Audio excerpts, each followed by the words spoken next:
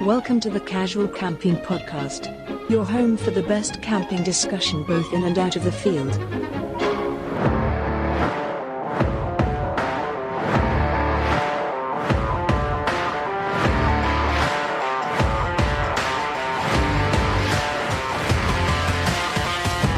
Here are your hosts, Tim and Ade. Hello and welcome to this week's episode of Casual Camping Podcast. I am your host, Tim. And I'm Ade. How you doing? I'm doing all right. I'm doing good. It is raining outside. It is cold. It's destined to snow in the next 24, 48 hours. Oh, I know. Oh, winter camping in the snow. I'm going up north this weekend, family member's birthday, but we will be up high in the moors near Heptonstall in, is it Lancashire or is it still Yorkshire? I don't know. It's right on the border. Heptonstall, I don't know. Hepton A lot of those places right on the border, they've changed over a few times, haven't they? They've crossed the divide a few times. I think there needs to be a bit of a no man's land between Lancashire and Yorkshire. Really, there should be an area where it belongs to no one. Like where's that island in the straits between Russia and Alaska, and they invade the island and leave a bottle of Tennessee whiskey, and then Russia come over and leave vodka and take the whiskey and stuff. I'm not sure they're still doing that, but yeah, what a great thing. I hope they are. That sounds great. That is glasnost right there. That's, honestly, the world needs more of that stuff. Obviously, not between Yorkshire and Lancashire because we just hate each other. No, we don't. We don't. We have a shared northern. What would it be if we were leaving stuff? They'd have to leave a Lancashire hot pot in the no man's land up on moor, and we'd leave a Yorkshire tea bag. Brilliant. And some Pontefract cakes. Let's get that started. Come on. Red Rose of Lancashire, the White Rose of Yorkshire. Rise up and do this inane thing just to add a bit of joy to somebody's life. Yeah, bring a bit of joy. There is a proper full-on campaign that Yorkshire needs independence and a wall, which Yorkshire doesn't need independence or a wall. Well, it'd be far, far nicer if we just leave a tea bag here and there. Yorkshire was here. Here you go, tea bag. Now, we are not saying litter. That shouldn't be a used tea bag, of which you find many while you're camping. But leave no trace. It should be a gift. This is how tea could taste. You can buy Yorkshire. You can buy Lancashire tea. I have seen it for sale places, but why would you?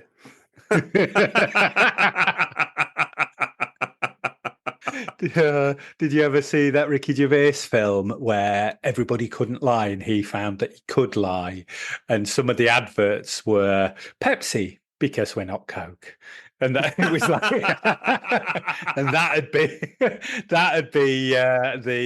the Lancashire tea because you couldn't get Yorkshire.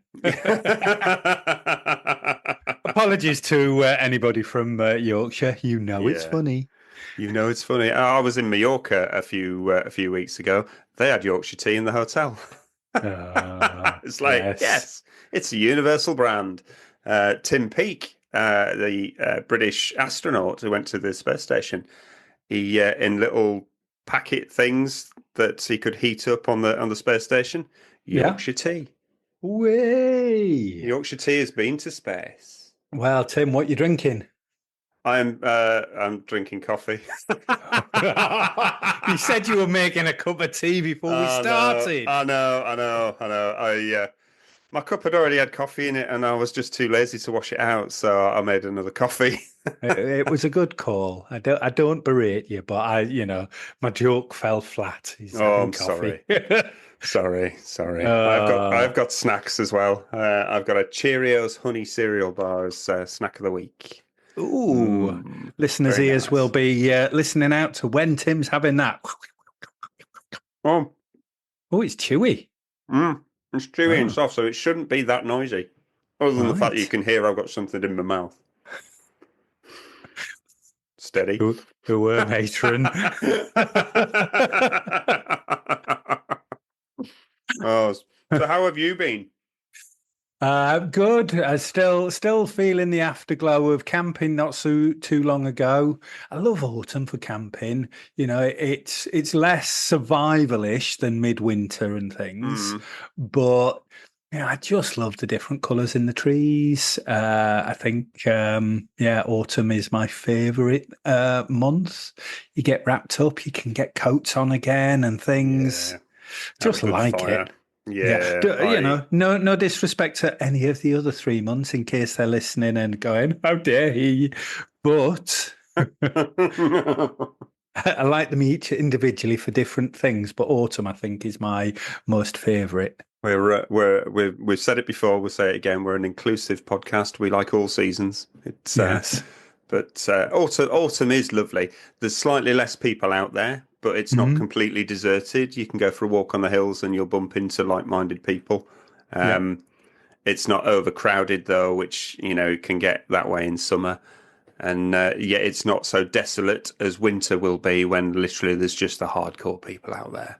Yeah. And so no, it's lovely. It is lovely. It is lovely. We've had actually. I mean, it's chucking it down now. I'm sitting here now, and there's rain pelting against the window. But we've actually had about 3 weeks of dry weather.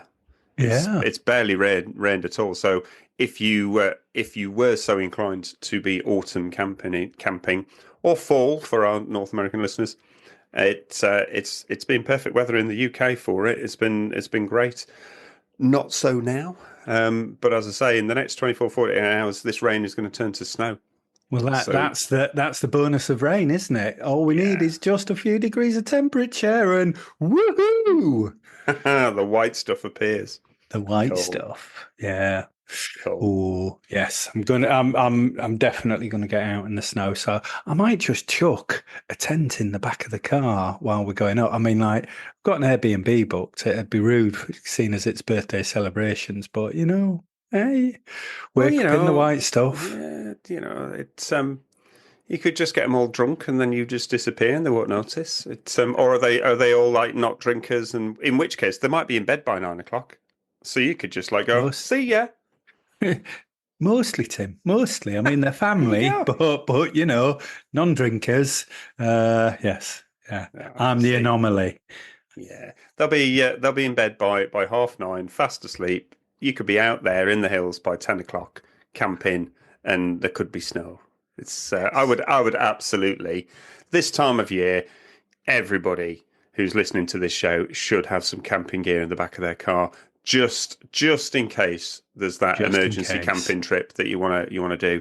It's that is a good shout, actually. How many times do people talk about it and go, oh, do you know where that site would be that you'd go, or do you have some wildness that you can go to if you're in America or other countries? Do you want to get out a moment's notice? So, have those provisional plans booked, have an emergency set up, and just think, I only need to add a bit of food and an extra blanket or something like that. And then go. Just go. Just go. Have it prepared and you can do it in an instant. Get out. In an instant. Yeah.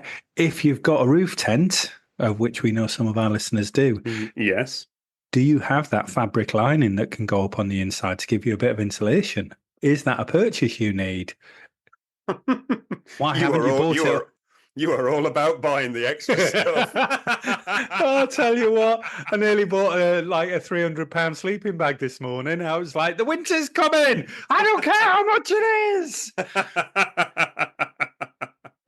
Yeah, I've been looking at winter sleeping bags as well. I mean, I've got my North Face Cat's Meow. It'll go down to a comfort of mine at 7. I don't need to replace it.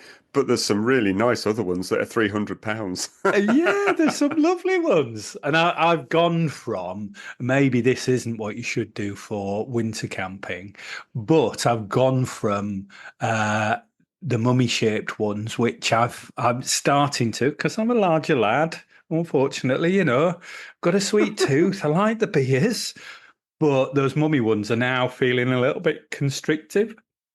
And so yeah, I was like, maybe I'll just go back to them square-shaped ones. Maybe over the summer I've taken just a duvet and not had a Yeah.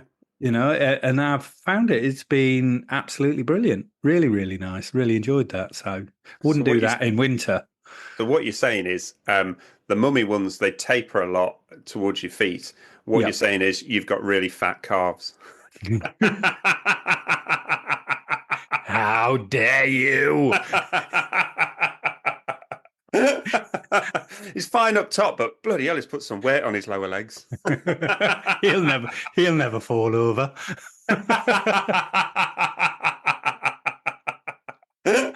Oh dear. Oh gosh. Oh dear. Well, yes. Oh, cool. So this week I set you a challenge. So we're doing a bit of a challenge episode, which we haven't done one for a while. And I set the challenge of ideal winter camping. And there's 5 elements to it that we've both got to find out. You've got to pick your perfect location. So where are you going? That's got to be specific. Need to know where you're going.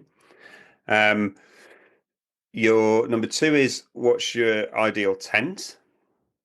Number 3, what's your ideal sleep system? Which is why I've been looking at sleeping bags again. 4, what's your ideal cooking system? And 5, what heating system are you going for? And that's all with the caveat of we can't use anything that we currently have or have previously owned. So it's got to be all totally new stuff that we've never talked about before.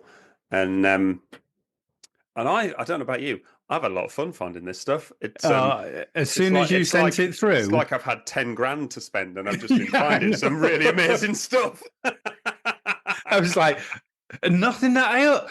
Okay, then challenge accepted. Yeah, if it's stuff we've already got, well, that's really easy, isn't it? And we've talked about our tents and stoves and everything else enough. It's but actually, if it's got to be entirely new stuff that we've never used or talked about before, to be honest, I got quite excited going through loads of stuff. Yeah, no, it was absolutely brilliant. And I'm going to throw it out there. So there are people that have the interaction with us, and there are people that maybe never have. But you and me both got really excited about this, and it was like, oh, challenge accepted. So, you know the socials, you know where we're at. We're on Instagram, we're on Facebook. We are on TikTok every now and again when I remember. But send us your top 5 things. So that is ideal location, ideal tent, ideal sleeping system, ideal cooking system, ideal heating system.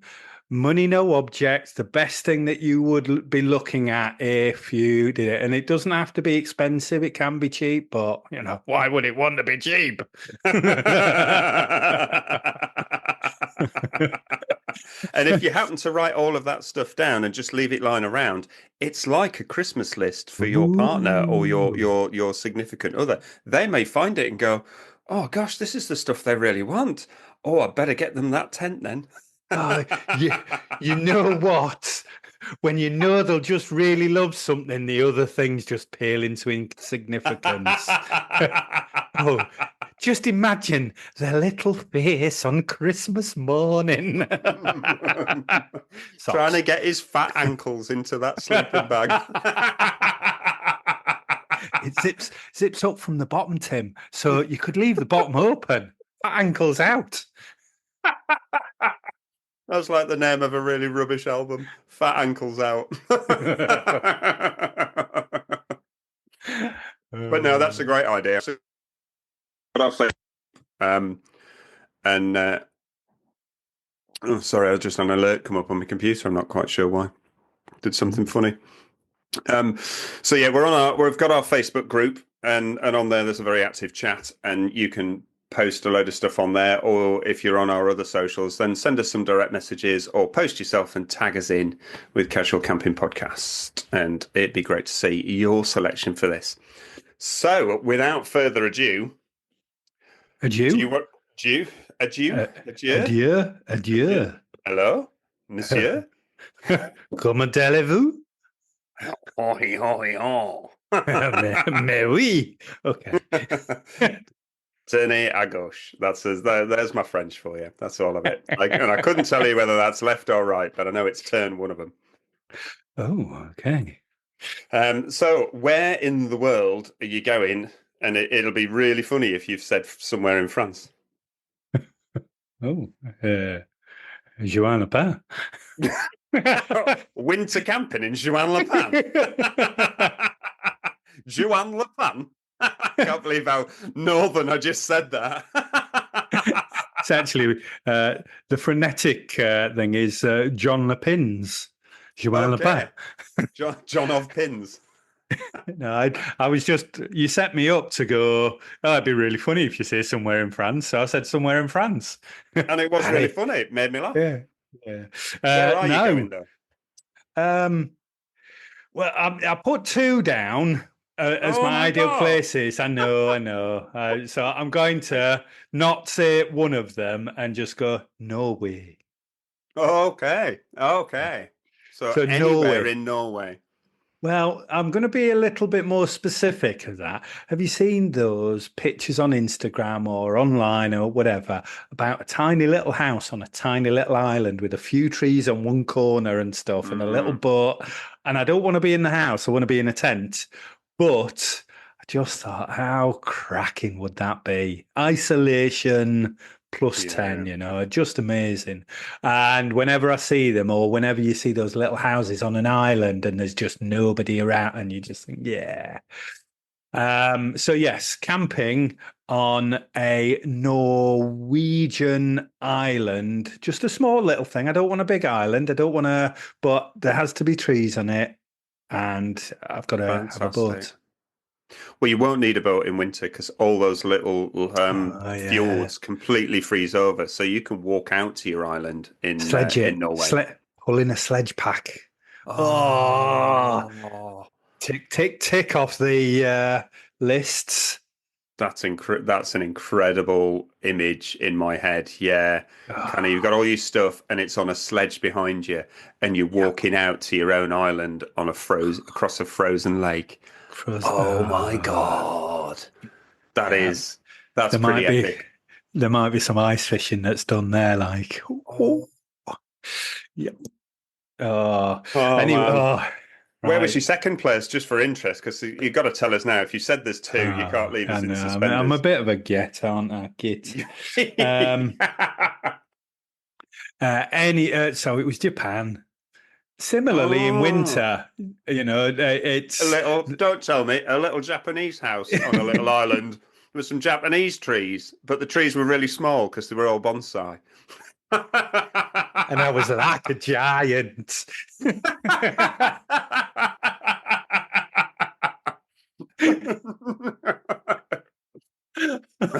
No, I'd just dearly love to go to Japan and then nip down to the Snow Peak shop and, could I have this? Mister? Of course, in Japan, you nip on down to the Snow Peak shop. Hey, I'm here all week. Konnichiwa. See, I learned, Tim. I couldn't say konnichiwa until you told me about some Japanese phrases. Yeah, that's a swear word. I thought it was a greeting. It is. No, it's hello. Sorry.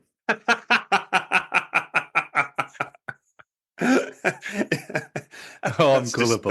That's describing a lady garden.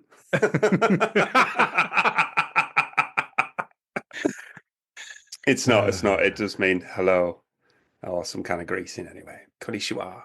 It's fab. Either of those would be proper epic because they both. You can see why I was kind of and ahhing. So I put them down. I was reading it. I knew I needed to actually decide, but it would be Norway. Yeah, Yeah, that is epic. I didn't pick Norway, but I'm feeling the Norwegian love there. Yeah, don't know any Norwegian either. Konnichiwa.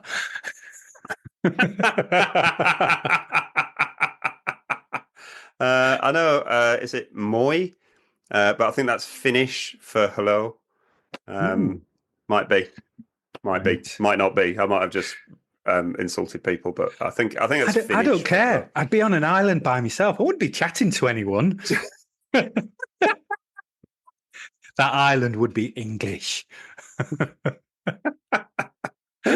the time being that I'm there. For the 3 days that you're there. Yeah, not that I'd be trying to annex it from Norway or anything. I just mean the official language of that uninhabited island while I'm there would be English for 3 days.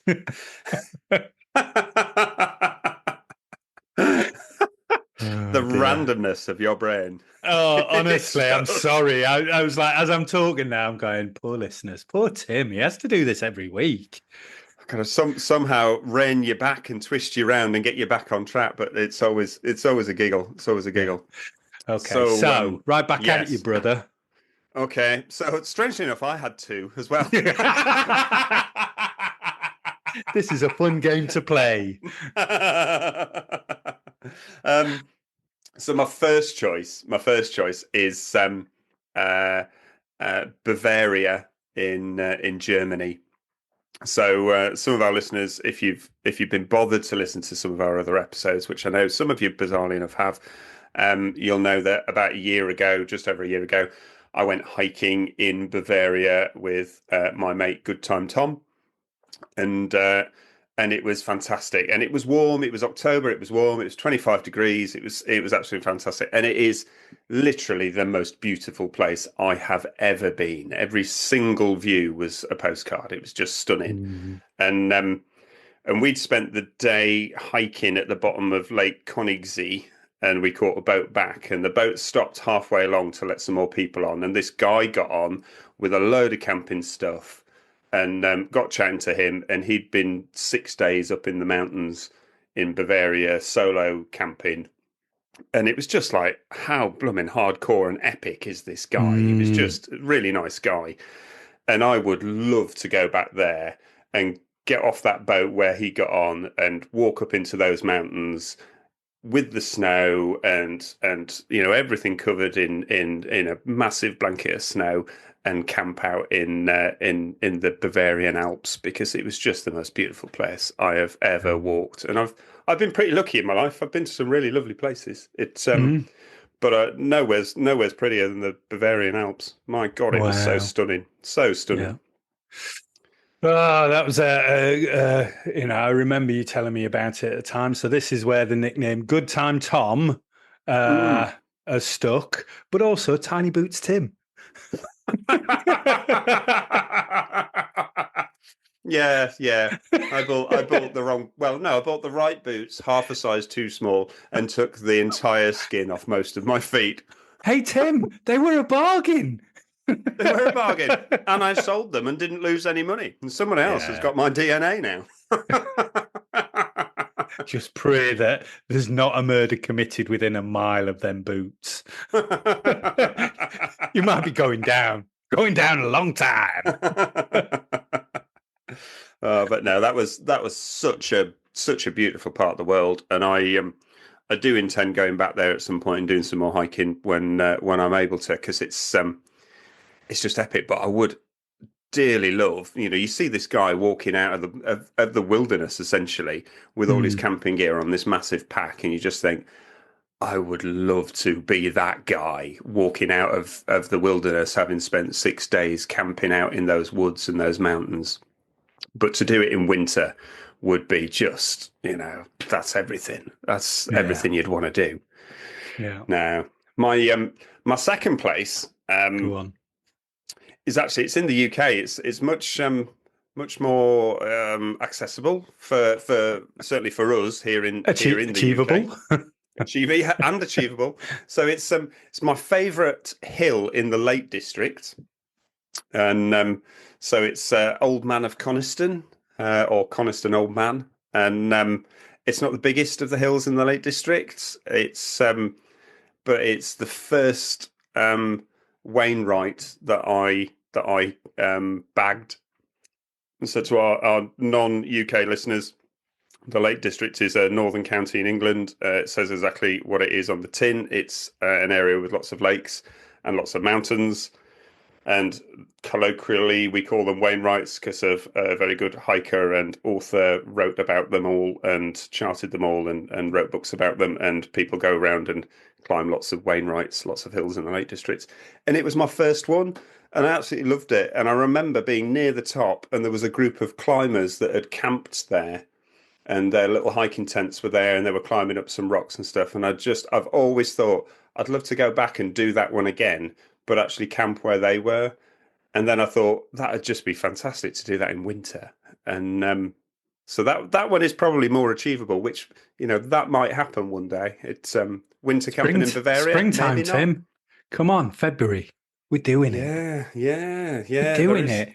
There is the chance of a early February winter camp, isn't there? We do need a location to do it from.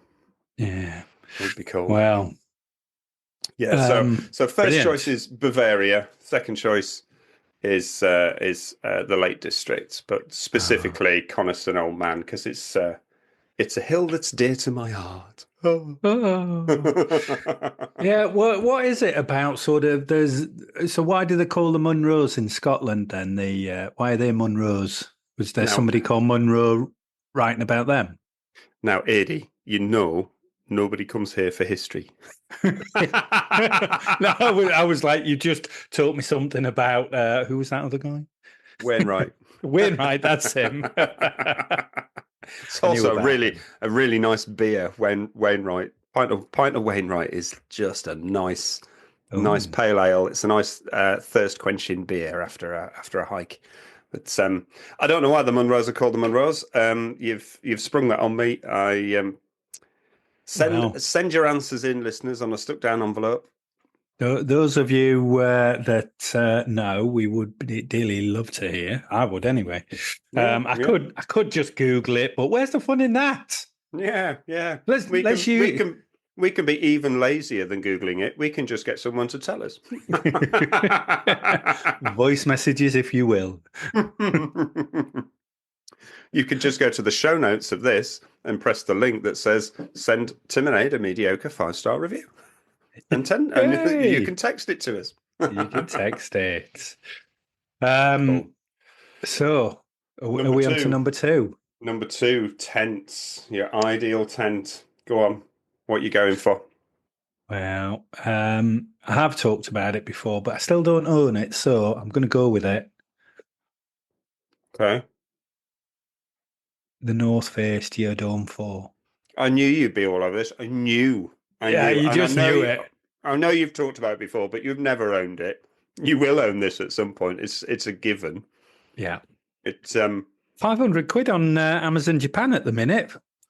Although that's for a yellow one, and I think I own a yellow tent. They attract the flies and bugs like nobody's business, the yellow tents. Not in winter. Not in winter. Not in... Ooh. Yeah, I see. Ooh. Well... Has that made it more likely that you're going to buy this tent then? Got to be earning some money to buy tents. Or do I? No, I'm being very good at the minute. Good for you. It's one of it's that bit of the show off about it just looks like nothing else. And I'm really happy with my tent selection at the minute. I really am. But it doesn't mean to say that, there's not a lovely little hiking tent. Helleberg tents are beautiful little things. Those, it's a little bit like, you want to drive a different car. You want to, see what they're like, Land Rover, Jeeps or whatever it is. Tents are the same for me, really. I just like those. And I've got 5 really varied tents for kind of any occasions. This one's kind of just a show-offy one because it's just not like anything else that's out there on a, and you see it and you go, what the hell is that? Yeah. It is absolutely an iconic and it's tent. bomb-proof, isn't it? Yeah. I mean, it's built for the side of mountaineering stuff. It is built for Everest Base Camp and that kind of stuff. It will absolutely survive a winter on a Norwegian island, it's whatever wind and snow and ice is thrown at it, it's going to survive. It's it is. And I was thinking, actually height wise, so you can stand up in it. So almost like an igloo type thing, isn't it? Have a little. Anybody that's not seen this, because it's only available in certain countries, so mainly Japan and America, but mainly Japan. And like all brands, they release different things for different places. Like we were saying last week with the Stanley water coolers that you've got. Yeah. They don't seem to do them in the UK, but they do loads of different colours depending on which place you are, either America or so. Yeah, trying to get into the on the socials, iPhone, iPod things. Yeah, I saw on the socials you put a reel on of the Stanley water cooler in loads of different colours that I hadn't seen before. It's like, wow, they do it in loads. Because literally when they first brought it out, it was available in green or black.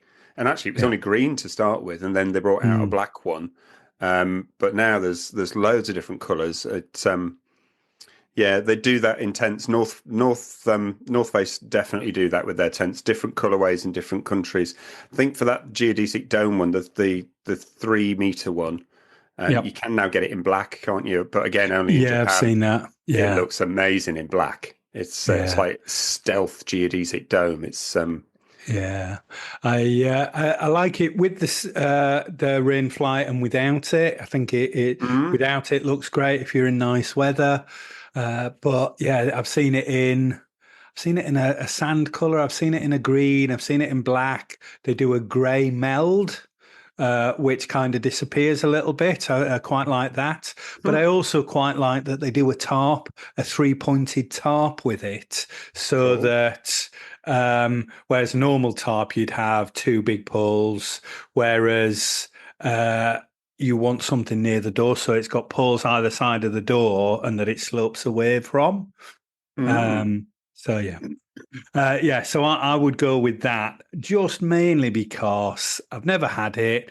I know it's going to be a ball ache to put up, but the show off in me just goes, I'd quite like it. I just want it. It would look North Face, if you're listening and you want to get a market in the UK, I could be that vehicle to get you this market. Oh, that wasn't a joke. They're not listening, Tim. Oh, yeah. They're not listening. They're not listening. I mean, there's quite a few people that are listening, but, hopefully we've got Joe Robin here listening now. Come and follow us on the socials. So, Joe, if you are, send us a message, my good friend. I've been watching you for years, and I love what you do. Yeah, that's I clocked that, and that's pretty impressive. That hopefully you are. I can absolutely see that geodesic dome on a little Norwegian island. I think it would look amazing, absolutely amazing. It's it'd take you 3 days to put it up, but it is amazing. It's it would. You'd need a lot of patience. Just put like pull clips on it, not sleeves that they've got to go through. Yeah. But it'll be it'll be stronger with sleeves, obviously. But you know what? For those car camping amongst us that want to look as if we're on, Everest. Just think of us, North Face. Do the kind of the showy off kind of easy version for somebody like Ade. The budget version. It's, oh god! So I went. So interesting that you're going to Norway. So my tent is a Norwegian brand. So I went. Ooh. I've gone for a Nortent. Which are a fantastic Norwegian brand who do some incredible tents, proper 4-season stuff, designed in Norway and until this year built in Norway by people who understand the conditions of Norway. And these tents are absolutely built for the extreme winters that Norway gets blasted with. It's I know them. I have owned them, Tim.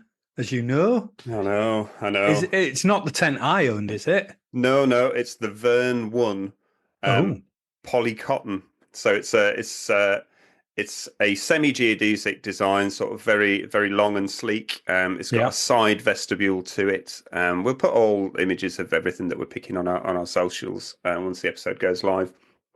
They class it as a 1.5 person tent, so it's room for either the larger Tim, or if I've slimmed down a little bit, Tim and a bag. Tim and his boots. However small they are. So my thinking is it's winter, so actually if you have a smaller tent, you've got less area inside it to warm up, so therefore theoretically you can stay warmer in a smaller tent rather than a larger tent.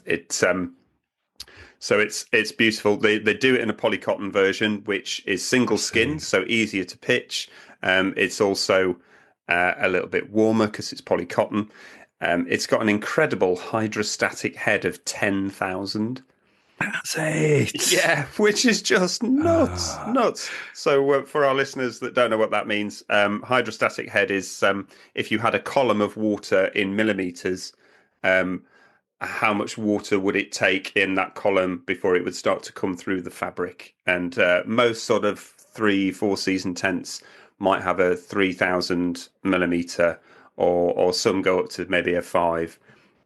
Your average family tent's probably 2,000 millimeters, which is fine for like summer and autumn. I've never seen a tent with 10,000 millimeters of hydrostatic head. This is an epic tent. I was massively impressed with it. It's not cheap. It's £570. Yep, but it is a proper full-on Norwegian 4-season tent that, as I say, single skin, really easy and quick to put up because of that. It only weighs 3.5 kilograms, and it's long enough for me to lie down in because its length is 250 centimeters, and I am 188 and a bit, I think. So. I mean, that is, I've seen some reviews with, I've watched Paul Messinger. It's a beautiful thing. Just showing really, some pictures. It is a stunning tent. It's just a really, really beautiful tent. But I really like the fact it's polycotton and single skin, so it's breathable and warmer than a nylon tent.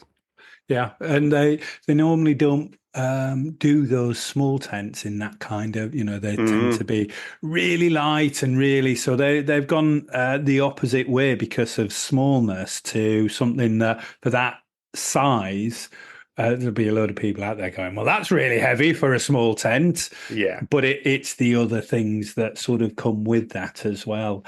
And anybody that's slept in a cotton tent, you notice a difference. You notice a difference. Just breathability of it. Just really, really nice. So, yeah. Yeah. Ooh, good choice. I love a cotton tent, but that really caught my eye. And obviously, being us, we've seen loads of tents in the past, but for this challenge, I've looked at loads of tents, but I absolutely think that's lovely. I nearly went with a Foalraven because I saw when I went to Ben Nevis, there was a stunning 2-man Foalraven hiking tent. It was absolutely beautiful, but it's pitch inner first, and I just it's just the hassle of that when the weather might not be great to actually pitch the inner first and then get the fly over the top. To go with a single skin polycotton, poles on the outside, easy to pitch, just get it up, bang, and you're sorted. I really, really likes that tent. It's and actually for what it is, I don't think that's a ridiculous amount of money. And I know there'll be some listeners going, "What are you saying?" But you look at like your Hillebergs, who will be, probably less performance than that. Certainly won't have the hydrostatic head. They're £200-300 more than that tent is. I mean, also, and this is the thing, that those really extreme ones, and I know that they do wind tunnels and lots of other things with them, but something that is weightier those kind of, so if you're up the Wainwrights, something that is heavier will withstand much better than those. That's always the payoff with those tiny sort of micrograms kind of tents that are out there, that actually something that light can stand up to something. So, and that's the kind of balance that they're always doing there, really. Yeah. It's my only drawback with Nortent is, as I say, earlier this year they moved their manufacturing to China, and they've been very much a brand that's kind of sold itself on where Norwegian designed, Norwegian manufactured by people who understand the harsh elements, and they've obviously for manufacturing and cost reasons they're now manufacturing in China. I don't think it's going to change the quality of the tents in the slightest, because 99% of what we all buy comes from China, and there's some right old tat, and there's some absolutely fantastic high quality stuff. It's it just it was a nice part of the brand that it was entirely all done within the confines of Norway, but as I say, it doesn't diminish the absolute fantastic nature of what that tent would be able to perform in. It's well, obviously they're going to make sure that their quality control is great. I had an issue with the one that came to me. One thing hadn't been sewn up, and they did some really good customer service to rectify that, and then threw us a tarp. Cool. So so even in Norway, they still some things get through that quality control bit, and that's in Norway. I was very happy with my tent for the few months that I owned it. Nothing to do with that. It was just more the okay, let's move on, Tim. Stop talking. No tenter there going, stop talking, Ade. I was like, yeah, they're not listening. That's becoming a bit of a catchphrase, is that, isn't it? They're not listening. Yeah. That's another T-shirt we need to print. So number 3, sleeping system. What are you doing for your sleeping system? Well, so my sleeping system, I've gone with, so it's a 2-piece kind of thing, really. So I've gone with a Snow Peak Ofuton, I think it could be pronounced. My English isn't too good. Neither is any of my other languages, but yeah, Ofuton sleeping bag, which is the wide version, just for a little bit of extra comfort. It's the down version. Guess how much that comes in at? Oh God, this is going to be several hundreds of pounds, because it's Snow Peak. I don't want to hazard a guess. It's got to be over 5. Yeah, £670. Can you believe it? Oh, but it comes with many different layers, so that you can. It's sort of brushed cotton inside. It's down insulated. You can open up the baffle at the bottom to get your feet out cool. If you've got big ankles like myself.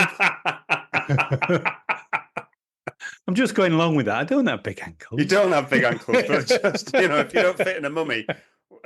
That was it, though. Anyway, moving on.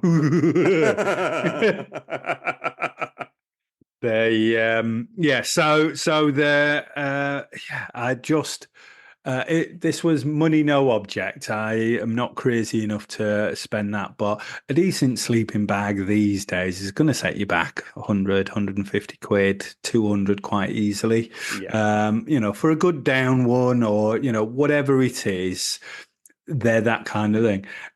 Actually, £670 is just ridiculous. It's absolutely bonkers.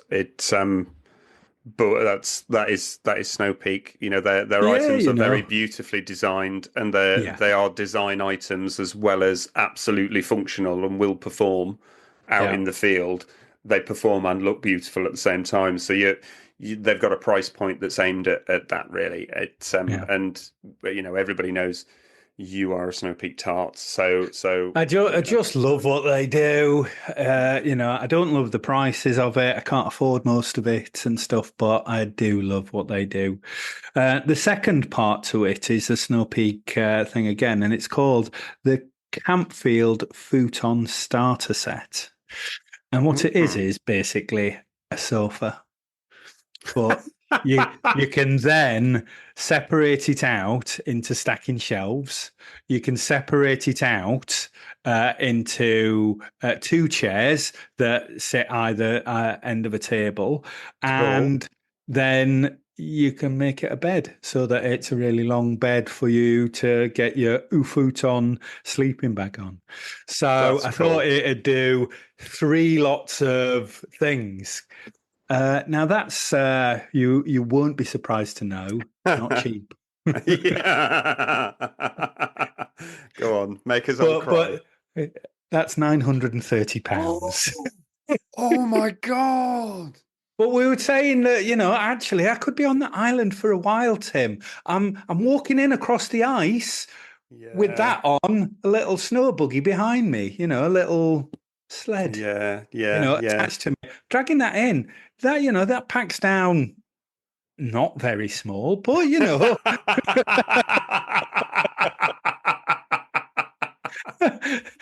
that sleeping bag ain't gonna pack down very small either, No, but by the time you've dragged all that weight in there, you'll fit in a really tiny sleeping bag, Ed. Yeah. We've got listeners turning off going, I'm sick of him talking about Snow Peak. But this is my list, listeners. I love it when you talk, because I do look at Snow Peak stuff, but I don't know all their catalogue as intimately as you do. I think it's fascinating, some of the stuff that you point out, because it's camping stuff, not like anybody else is doing camping stuff. And whatever you think of the price of Snow Peak stuff, it does perform. It is incredibly well made, and it's stunning to look at. It really is incredible. So I love that you go and buy some of it, because then I actually get to see it and have a bit of a play with it, because it's epic. And if we do a camp out next year, people need to come and inspect it all, because it's incredible stuff that you've got. It really is. That's fab. What's the temperature rating of that sleeping bag? Does it give a -8? -8. What does Norway get to? Oh, I don't know. I might have to have 2 of them. Does that double it? We said no limits, so yeah, go for it. Have to. Why don't you, if it starts to be a bit cold, why don't you have another one helicoptered in?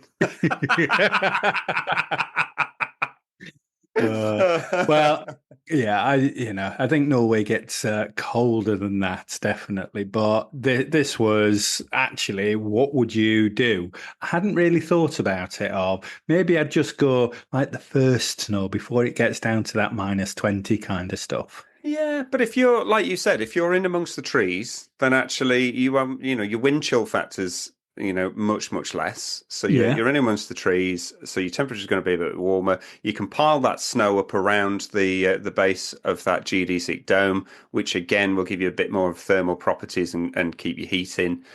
We haven't got onto the heating system yet, so actually, you, for all I know at this moment, you could be in shorts and t-shirts. It's but no, fab. Sounds like you're going to be a lot more comfortable than me. Well, I mean, I thought comfort was a given, really, at this. Yeah, I think I'm going to be all right. I'm definitely going a different. You are. I mean, you're really. up the Alps. You've got a one-man tent, so of course. Yeah. It's 1.5. 1.5. I've got myself a whole half a space. It's this is luxury. Get Tim. I'm going with I went with sleeping bag first, which is why I've been looking at sleeping bags. I've got a great sleeping bag. So my North Face Cat's Meow has got a comfort rating of -7. It's great. I bought it in TK Maxx and it was £70 and it should have been about 180 or something like that. It was an absolute bargain. I love it to bits. It's just a fantastic piece of kit, and it's great winter camping. But I have said before I've taken it and I have been a bit chilly and needed extra blankets and things. So for this challenge, money being no object, I've gone with a Rab sleeping bag. It's the Ascent 1100. It's down. Specifically chose down because it's compressible and it's really lightweight. So pack size being an issue, although I'm not really worried about pack size. It's got a temperature limit of -25. Yeah, I know. So again, it's real extreme stuff. Probably too warm.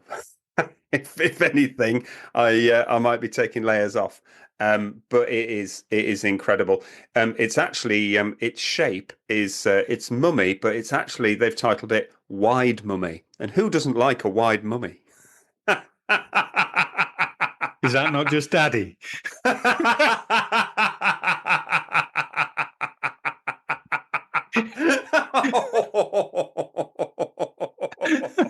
I can't believe they've not come up with that kind of. Oh, that was very quick and very funny. Well done. But I too have been thinking a mummy sleeping bag. So the drawback of my cat's meow is I do feel a little bit constrained now. I've put a little bit of weight on, and turning over, you're a bit constricted. So having something that's just a bit wider, it's not a rectangle. It's still got a mummy sort of hood to it and everything, but it's definitely overall a much wider sleeping bag. So thinking that would give a much more comfortable night's sleep and less restrictive. Wow. It's 1.7 kilos, so it's not the lightest thing, but it is a proper winter depths of winter sleeping bag, and it's got a price tag that I don't think is ridiculous. It's a price tag that's £300. Ooh, well, I know it's not £150. But for something that's clearly going to perform anywhere in the world, it's I think that's quite an epic piece of kit. That does pack down pretty small. I'm then sleeping on because I'm in a 1.5 man tent, so it's only 100 centimeters high. So we've talked extensively about getting your ass off the floor because you will lose most of your heat through your backside into the floor. So you've really got to think about what you're sleeping on. And I would ordinarily sleep on a cot, but I can't fit a cot in a little hiking tent. So I've gone for a self-inflating mat. I've gone for a Thermarest, and it's their Mondo King 3, which gives you about 10 centimeters of mat. It's got an R value of 7.0. And for our listeners who don't know what that means, all the manufacturers used to kind of rate their own sleeping mats on how good it would perform at different temperatures, and the R value has been brought out because it's a universal scale that you can then compare different manufacturers' products to see whether or not they're actually performing against each other and which one you want. The higher the R value, the more thermal properties it's got. And as a rule of thumb, if it's 2 or below, it's a summer mat. If it's 2 to 4, it's spring or autumn. And if it's 4 and above, it's a winter one. And 7, I think it goes up to 8.5. I think it goes up to 8.5. So it's the top end of the scale. It also comes in a long length, as does the sleeping bag. And being tall, I do need a long sleeping bag and a long sleeping mat. I've made that mistake before with a long sleeping bag and not a long sleeping mat, and my feet are like blocks of ice because they're hanging off the back and touching the floor. So it comes in a nice long length of 196 centimeters. It weighs a couple of kilos. And it's another whopping £200, which is very steep for a self-inflating single mat. But I think the pairing of those two products, I'm actually going to be really quite warm. I think I'm going to be quite nice and warm in this little tent. Yeah, no, I've had Thermarest. They do a little cot, and that was really light. Got me off the ground. Really, really enjoyed it. Really good quality. Really being happy with that. I've just found the futon, Okay. Gosh, it actually looks like a sofa. Wow. And then it splits to two chairs and a table. And then it splits into a sideboard with a shelving unit. Oh my God. That is fab. And then lays flat and it's like a camp bed. That looks an epic piece of kit. That's like a transformer of camping Yeah, equipment. Yeah. just is, and that's what it packs down to Which actually is a heck of a lot smaller than you'd think. That's brilliant. for a sofa. Yeah. it's it's For a crazy, isn't it? sofa, it is absolutely mental. It's wow. So Ed's showing me a few pictures. We will stick copies of all these pictures on our socials, and you can have a look at them. Quite fantastic. Yeah, I do like that. Just you've made a really good choice there. I couldn't fit that in my tent. Certainly couldn't fit it in a shell as a shelving unit. But you are like you say, you've picked equipment that you could be out for a couple of weeks in. It's I've picked Yeah. equipment that I'd want to be out for a few days in, and but no, fab, absolute fab.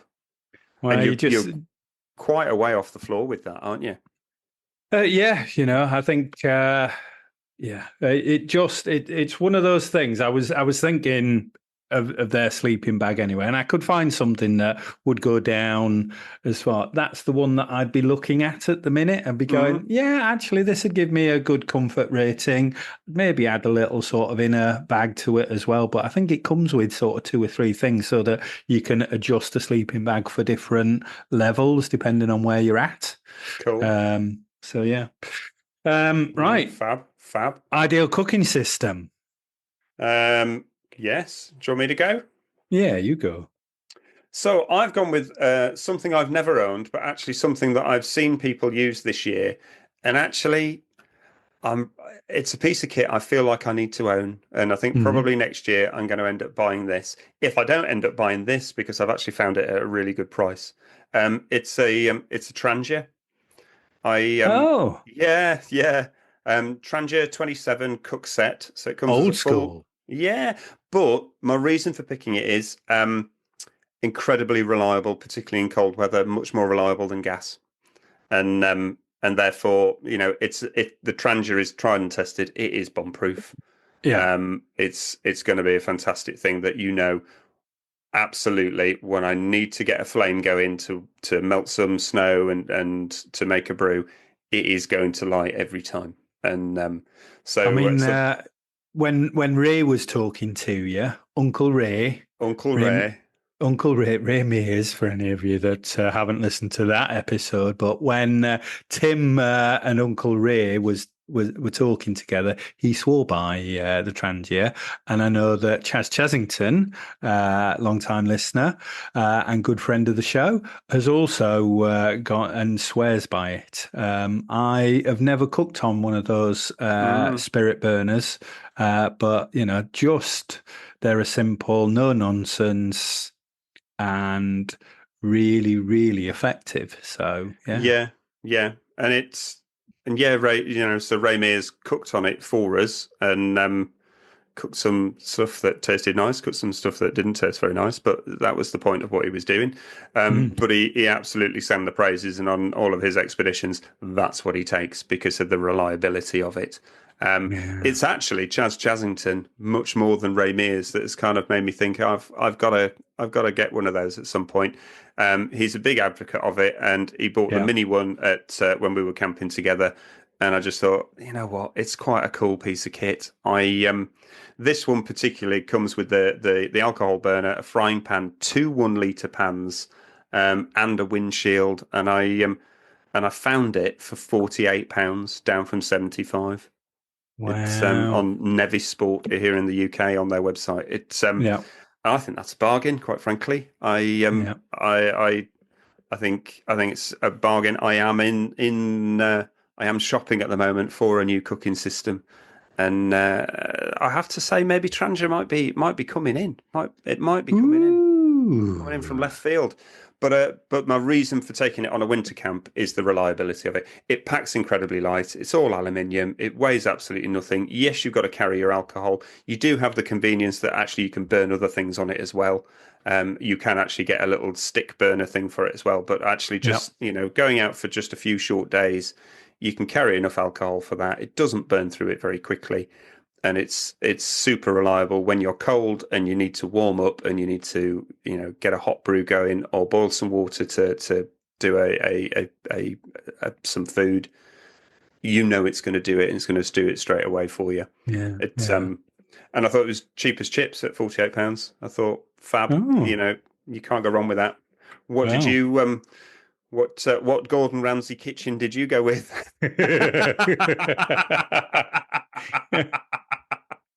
Well, so actually, I kept this quite simple, really. Over the years, I've had various bits of stoves, and I've often found that you need a double burner sometimes. Yeah, that's what I'm missing at the moment. I've only got a single burner, and I absolutely need to kind of increase that.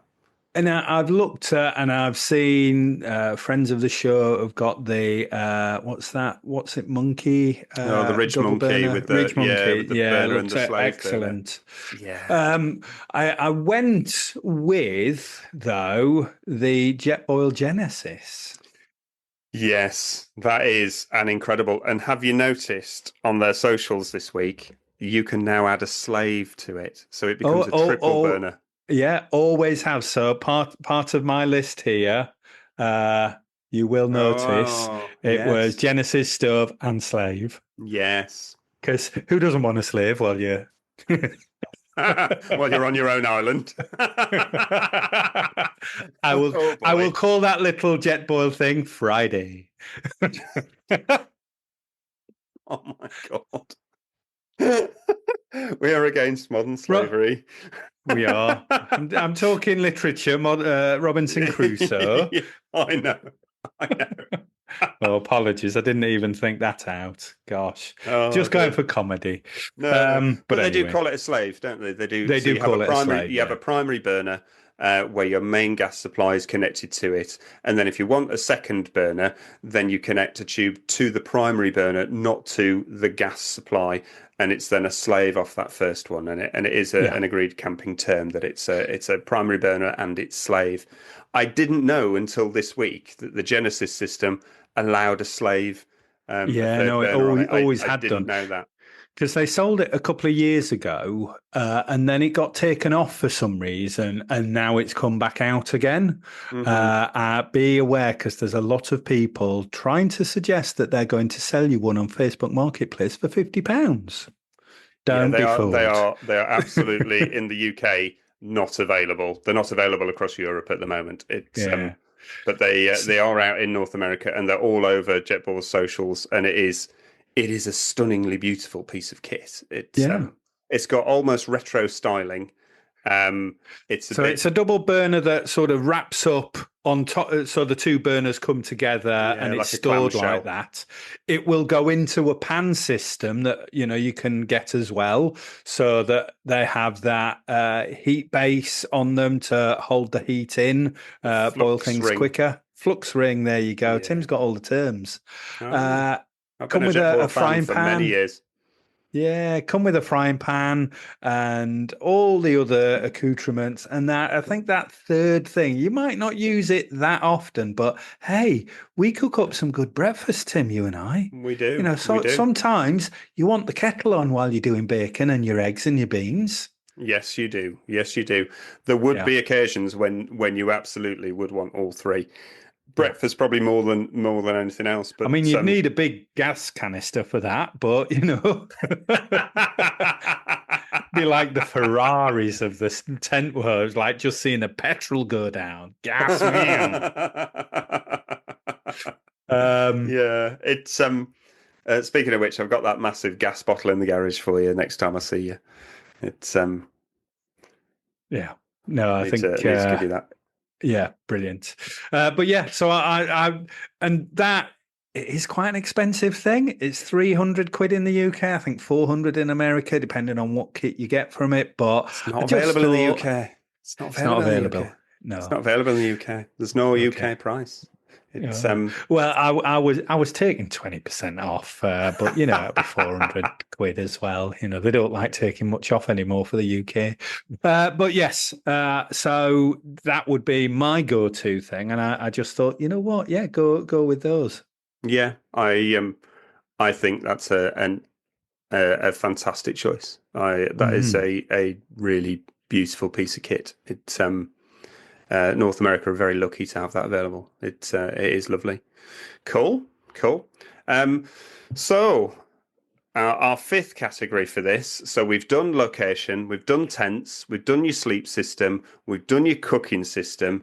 Now we've come to heating. So how are you gonna keep warm? So for me, and I've got a big tent, so I mean, is it sacrilege to put a tent stove in your new golf ball style tent and cut a hole in it? I think it is. I think it is. So I've been looking at because I love Winterwell, and I think they're leading the. Everybody's kind of following what they're doing a little bit. They were the first ones to bring out stainless steel ones, or in my eyes, they were the ones that I was seeing. So don't quote me or don't have a go at me if that's not correct. But the stainless steel comes with that beautiful little, they go golden over time from use. They don't rust, and just have a lovely patina with use. Because I've owned Winterwell, so I thought, what are the other ones that I've been looking at? Because there's a myriad of ones out there, and I've been looking at Pomoli stoves recently. You can have an oven with it. You can have this. You could have that. So yeah, the Pomoli Lumberjack Max is the biggest one that they do. It's actually titanium. Wow. So Cool. it's Probably a big needs one. to be if it's that big. Because, Yeah. you've got to carry this on your sledge. Yeah, so yeah, there's not much room for much else. I might have to have double sledging. I don't even know what that is. It sounds like you need some protection. Or at least a wipe, cream. Tim. Courtesy wipe. No, so it's where you have two sledges. One, you're training it in. Whoop whoop. Oh my God.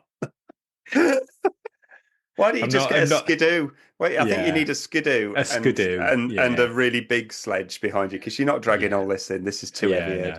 Well, not with those ankles. Yeah. Oh dear. So yeah, so it's a beautiful Lumberjack Max titanium wood stove. You can then add sort of other bits to it, like an oven, like a little water storage kind of thing.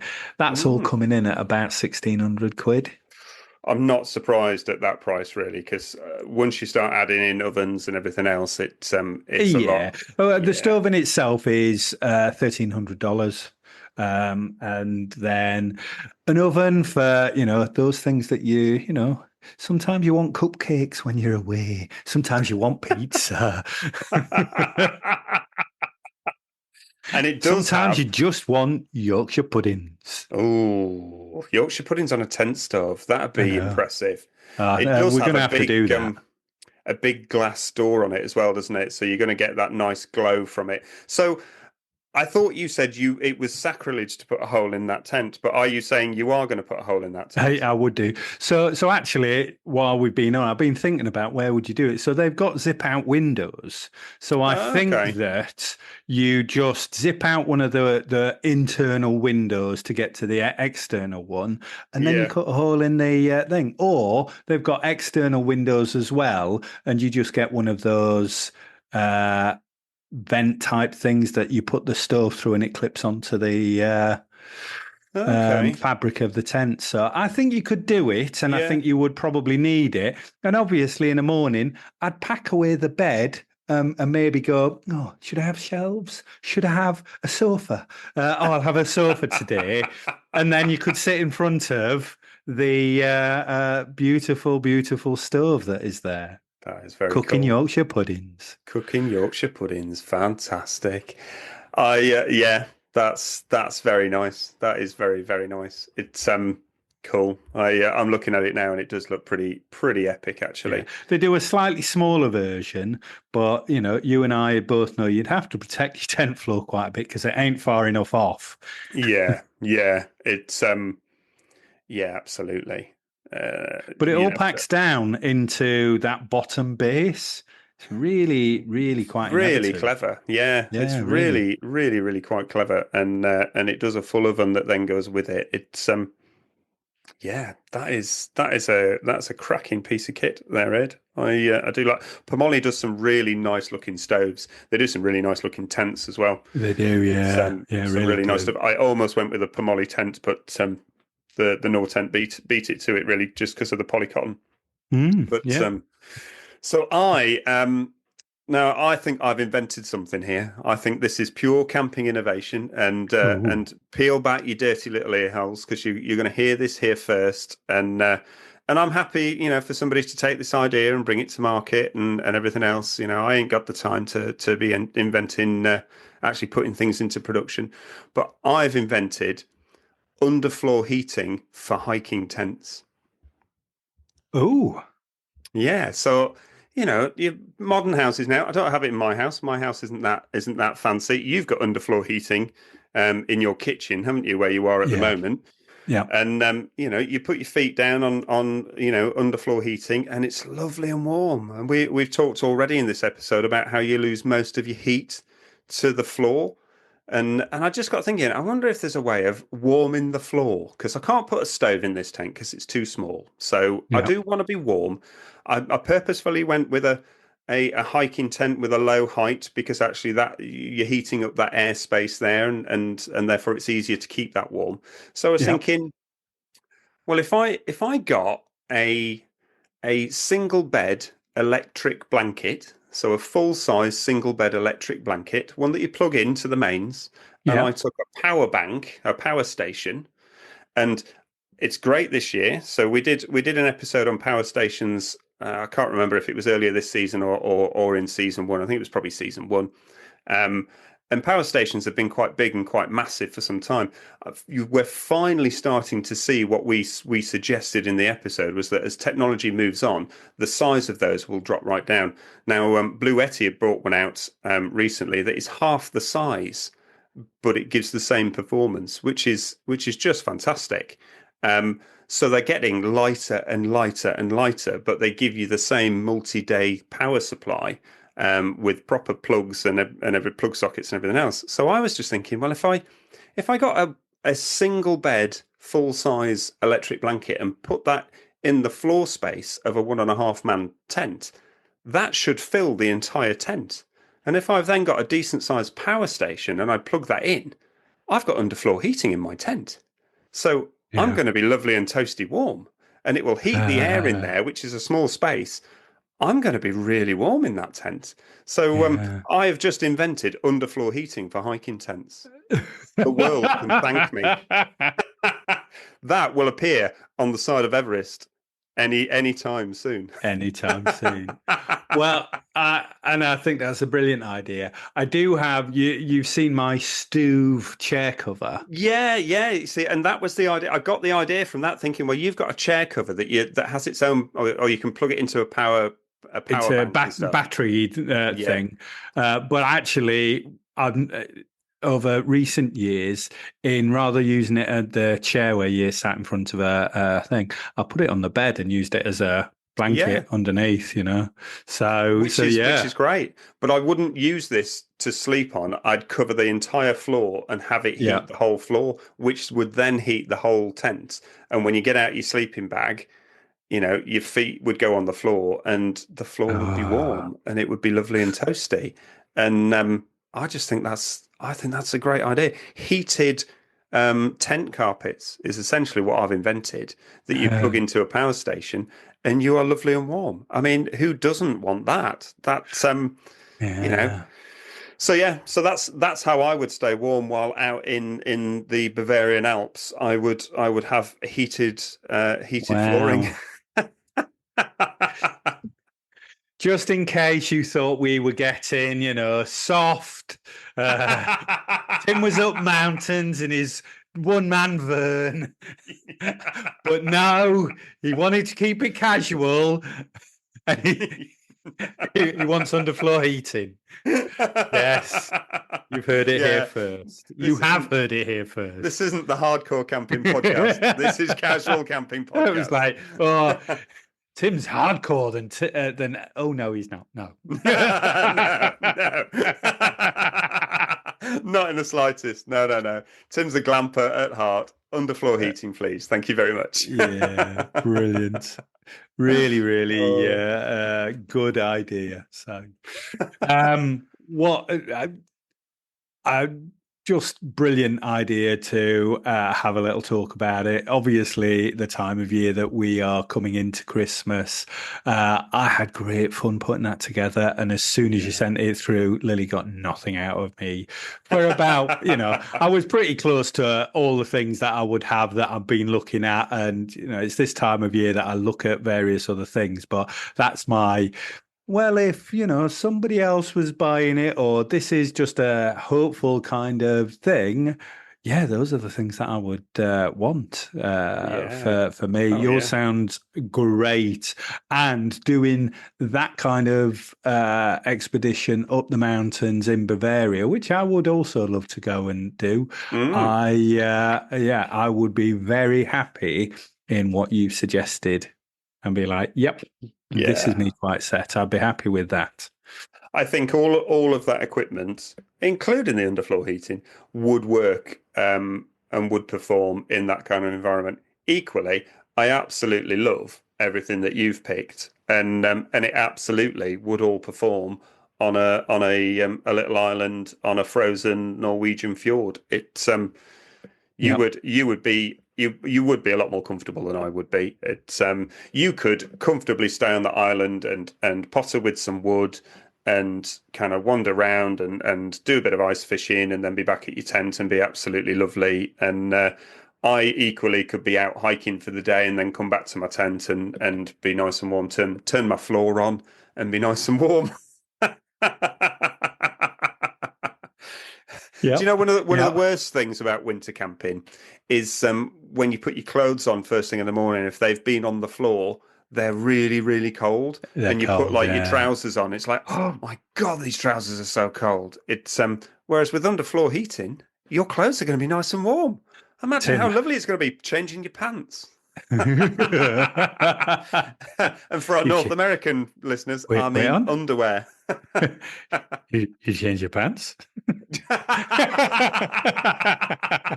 Yeah, I do. I might not change my trousers or my top, but I do change my pants every day and change my socks.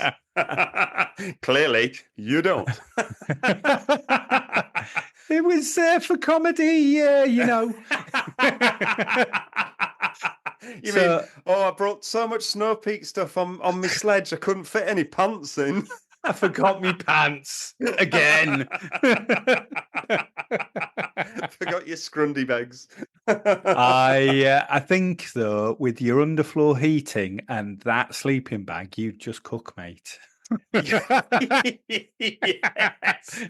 You'd need one of them little kettle whistles on your head.